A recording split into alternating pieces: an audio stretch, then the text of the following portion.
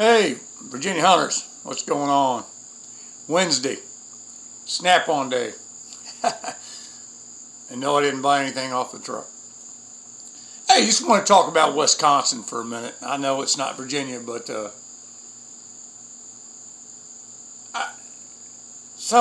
this is what I've gathered after reading the numerous stories about this teenager. Evidently lived in Illinois, which Wisconsin, Illinois border right there by Chicago. It's all right there. It's one big metropolis, kind of like Tidewater or Alexandria, Fairfax, Loudoun. It's all one big happy metropolis, unlike where I live. Happy, quiet. Only thing you can hear is my air conditioner running. It's kind of nice. Anyway, so let me just recap the story. And this story is kind of important, and I'll get there at the end of this thing. But so here's a guy, a teenager, a young person, with an AR-15. Evidently he had a medical bag too, is what they're saying. He had medical gloves on. I seen that on the video. He was with a group of other patriots. I'm making an assumption there. It's what it seemed like, because the media is all over the place on this. But evidently they were guarding a car dealership. And somebody threw a Molotov cocktail at, I guess, him. And he shot him. And makes sense to me. Let me see. Molotov cocktail, deadly force, AR-15 or bolt action 22 don't make a damn bit of difference. Return. Molotov cocktail misses. 5.56 doesn't miss. Molotov cocktail doesn't get thrown again. And I don't know what put this guy into flight mode, E&E.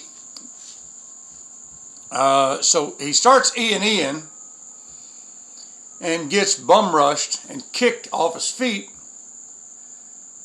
He's on the ground. And a guy tries to hit him with a skateboard. Does hit him with a skateboard while he's down, because they're cowards.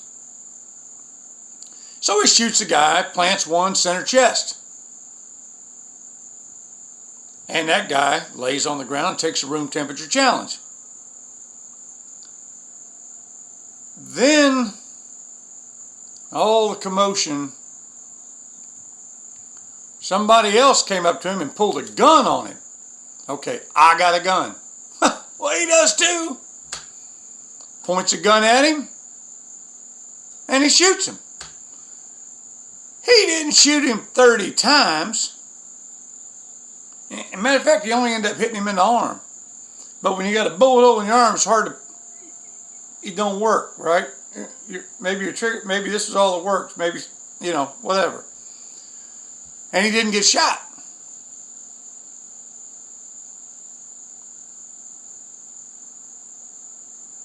And now he's charged with first-degree murder. 3 counts of it or whatever, I don't know. 2 counts of it, I don't know. Let me put it this way. Force continuum. Google it if you don't know what I'm talking about. Force continuum. And yeah, tonight is a Shiner Bock night. I'm having a nice ice cold Shiner Bock out here on the back deck. Force continuum.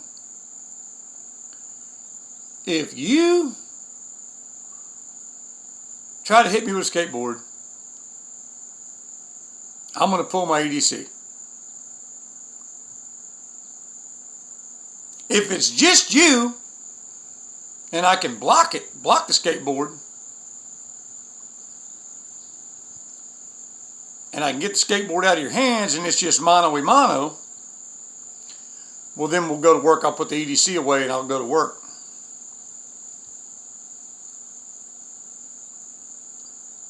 But if I'm disoriented on the ground, I got multiple attackers, you're not going to kill me. Reginald Denny in the LA riots. That's all that's in my mind when I seen that. I'm like, man, that's Reginald Denny. If Reginald Denny would have had AR-15, he wouldn't be physically disabled right now. You know what I mean? So, multiple attackers. You can't call them peaceful protesters if they got Molotov cocktails. All right? So, media, you can't call them peaceful protesters if they're throwing Molotov cocktails. One, they're illegal. You can't put gasoline in a glass bottle, right? Can't put gasoline in this once you finish it. So they're not peaceful protesters, folks. This is the piece of it I want to get into. This is the scary part. This is a piece of it that I need everybody to think about. Are they the liberal left? Are they somebody, okay, let me put it this way. Somebody told this guy and his friends to protect this car dealership during the riot. I don't know who it was. I have no idea. Somebody did. Let me pose a question. Is it possible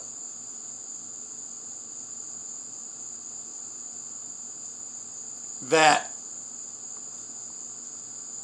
the left is creating the narrative that there's too many guns on the streets to take away the guns so they can pass more laws? We already know how Chicago is, and Wisconsin's right next to it. So is this going to be a push for gun control? So y'all think about that crap.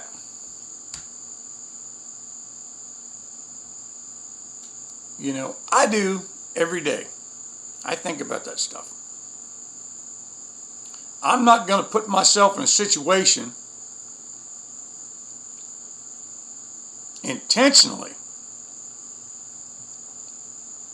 where I'm going to have to use deadly force.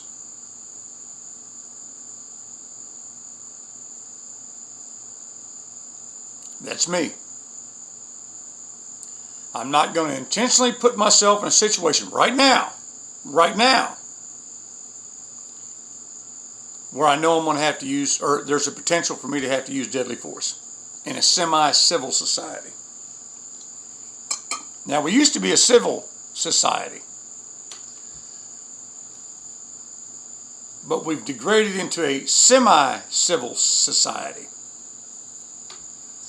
When we continue to erode down the chain to a non-civil society, then I will probably have no choice but to put myself in that situation and put myself in harm's way. That's the last thing I want to do. The very last thing I want to do. But I'm going to protect my family. And I'm going to protect my brothers. I'm going to protect the people on my left and my right with my life. I'm going to protect my country against all enemies, foreign and domestic. But I think right now, this is my opinion, right, wrong, or indifferent, you got a lot of very untrained patriot groups running around, we'll go protect your car dealership, and they can't do fire and maneuver. They can't do fire and movement. Hell, they probably can't do box drills. They probably can't do room clearing. They probably don't know how to set up an ambush. They probably don't know how to E&E. They probably don't know how to do mission planning.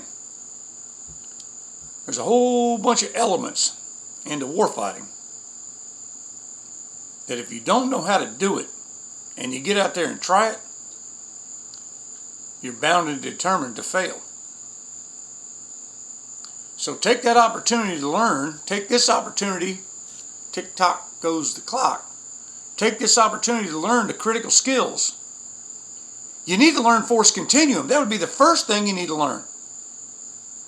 Right? Just because somebody's yelling at you doesn't mean you can pop them in that grape. Just because somebody throws a punch at you, one person, doesn't mean you can shoot them. And every state is different. So, number one, understand force continuum. Number two, understand the state laws. And then learn all the critical skills that you need to protect yourself and your brother to your left and your right. And then don't go looking for a fight. Because if you go looking for it, you're bound to find one.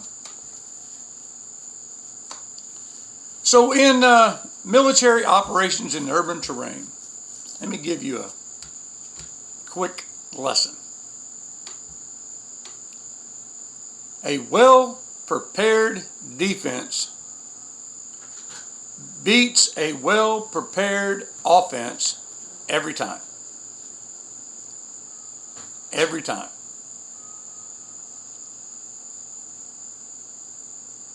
We got to think about those things, folks. Right now, it's the end of August. It's August 26th today. Tomorrow's the 27th. Friday's the 28th. You know how I knew that? Because the 28th is 2 days after the 26th. Math. I'm good.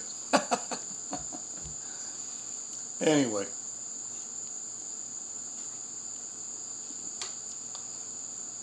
You got to think about these things.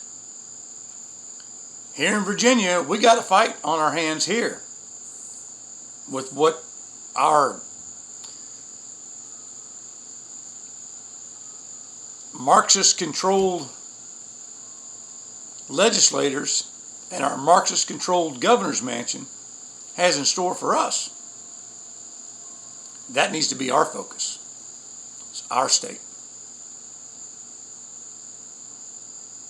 You got to be prepared, folks. Things are not going to get better between now and November. They're only going to continue to degrade, remember? They're going to continue to go downhill. And if you're a patriot, or a militiaman, or a biker, and you love this country, you really truly care about this country, you will prepare to defend her after November 2nd. Right now, defend yourselves.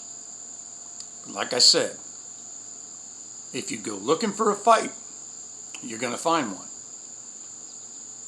Because this shit's out of control.